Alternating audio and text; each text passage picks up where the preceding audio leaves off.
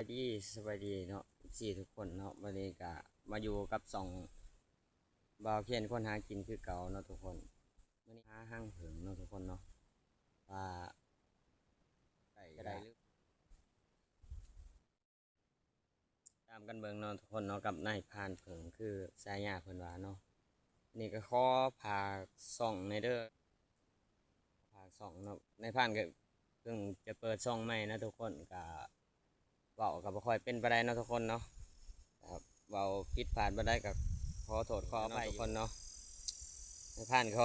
อาจจะเว่าบ่ค่อยเก่งดอกทุกคนวันนี้เฮาก็สิพาไปหาเลาะเบิ่งเพิ่งตามป่าคือเก่าเนาะทุกคนเนาะเฮาเลาะไปเรื่อยๆนะทุกคนตอนนี้เฮาก็เข้ามาในป่าเป็นทีมหอยแล้วเนาะทุกคนเฮาก็จะมาเลาะตามสายป่าย่างเนาะทุกคนมันมักอยู่ตามสายป่าย่างเนาะหรือว่าสายหอยเนาะทุกคนเอาไปตามแหล่งน้ำเนาะทุกคนเฮาก็จะไปหาตามคลองเบิ่งตามน้ำเนี่ยเนาะทุกคนตามบางน้ำว่าคนจะลงไปกินน้ำบ่หรือว่าไปไหนเฮาก็คอยเลาะเบิ่งไปตามป่า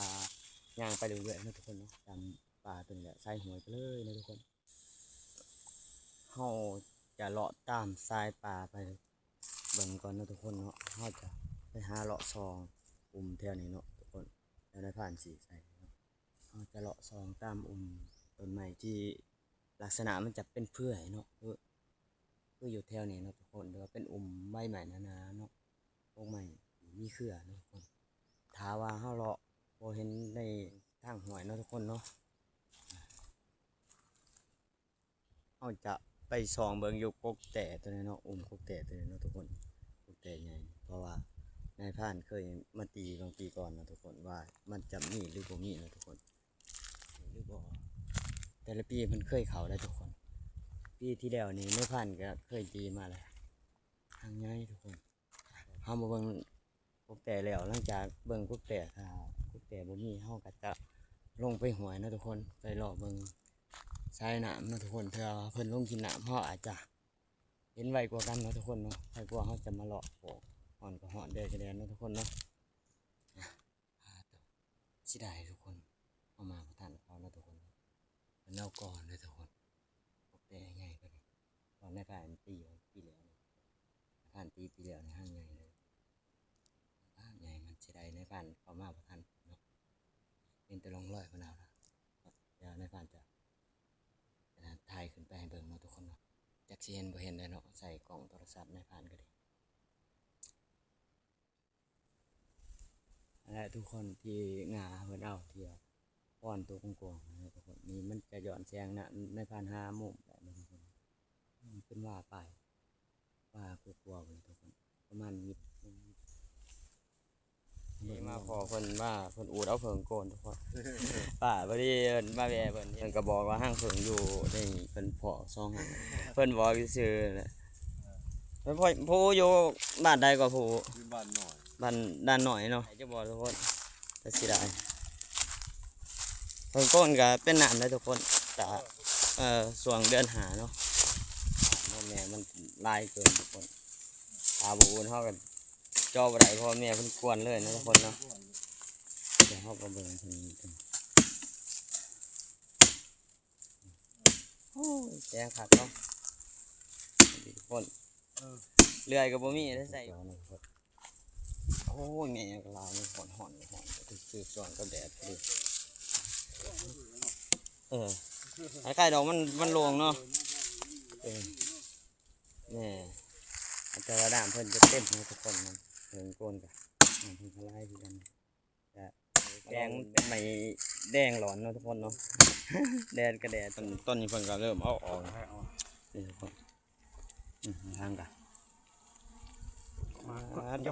วเมื่อมันถือเล็กในแล้วบ่ฮะโจ๊กห้องมือเถอะพ่อ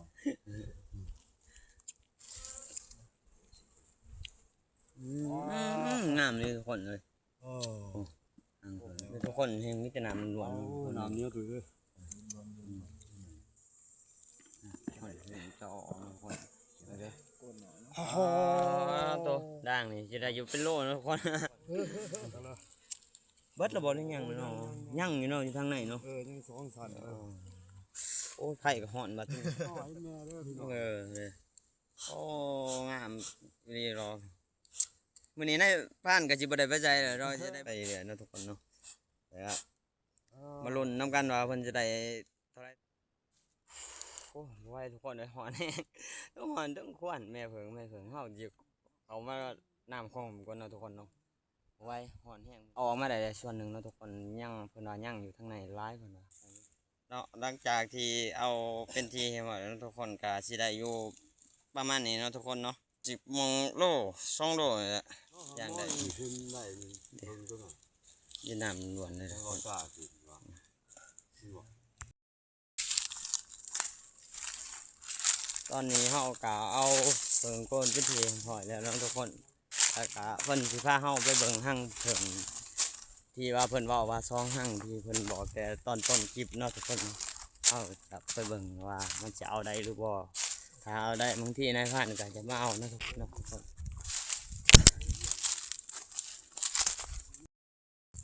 ทุกคนตอนนี้เฮาก็มาฮอดกกแต่ที่ผู้เพิ่นว่านี่นะหั่งเพิ่งมาฮอดเข้าเอาอยู่แล้วทุกคน มาเอาทุกคนเลยห่างบ่สูงปานใดดอกทุกคนประมาณ20 กว่าเมตรน่าจะได้เลยทุกคนถ้ามาเบิ่งเขาเอาเลยทุกคนเลยสิได้ครับ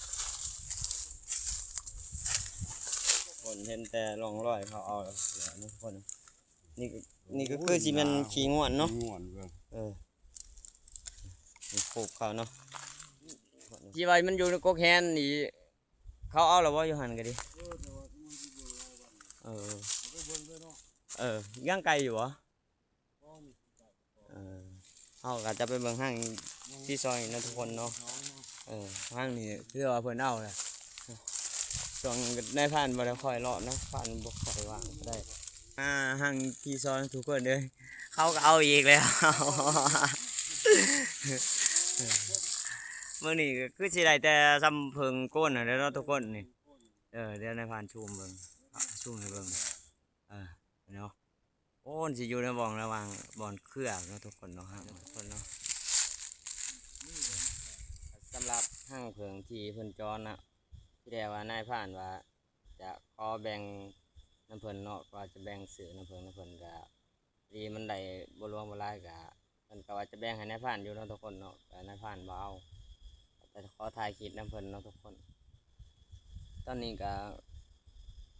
ในผ่านก็ขอจบคลิปพอเพียงสำเนียงแล้วทุกคนเนาะสบายดี